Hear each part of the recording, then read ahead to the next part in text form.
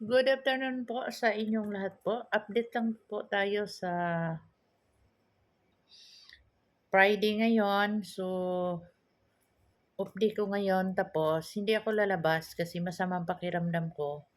Kagabi may lagnat ako. So, yun hindi ako naliligo ngayon kasi masamang pakiramdam ko. So,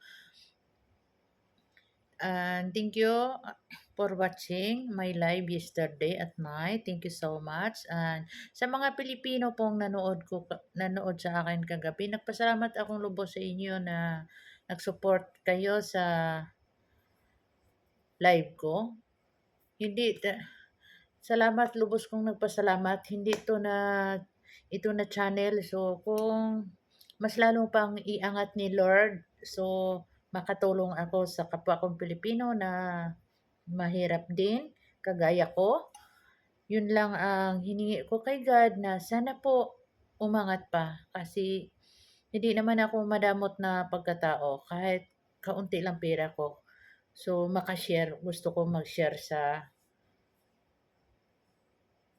mga tao na kagaya ko. Especially sa kapatid ko. So, sana po i-pray pa ninyo at lagi kayong manood para pag-uwi ko sa Pilipinas para makatulong ako sa kapwa nating mga Pilipino na mga kabayan ko na mahihirap. At saka kahit lang sa grocery, school supply, yun lang ang hiningi ko kay God na makatulong ako. Siguro kung matupad na yon, siguro sobrang saya ko. Palundag-lundag ako sa saya. So, salamat Lord na binigay mo to sa akin. Yung pangako ko sa iyo, tuparin ko. Bigyan mo pa ako ng mataas na buhay, long life din na makasama ko pang pamilya ko at saka yung makapamigay pa ako sa mga tao. Yung promise ko, tuparin ko. Kahit may edad na ako, never ako nag-give up. So, thank you po sa panood ninyo, kayong lahat. Salamat po sa inyo at God bless you all.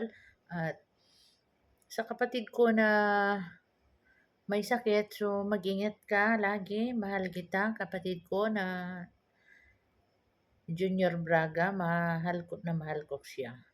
So, salamat po sa panood ninyo and God bless you all and more blessing to come and stay strong. Don't give up. Laban lang kung anong pinagdaanan natin, kaya natin din. Huwag magpatalo sa lungkot, huwag magpatalo sa problema. Salamat po sa inyong lahat and God bless.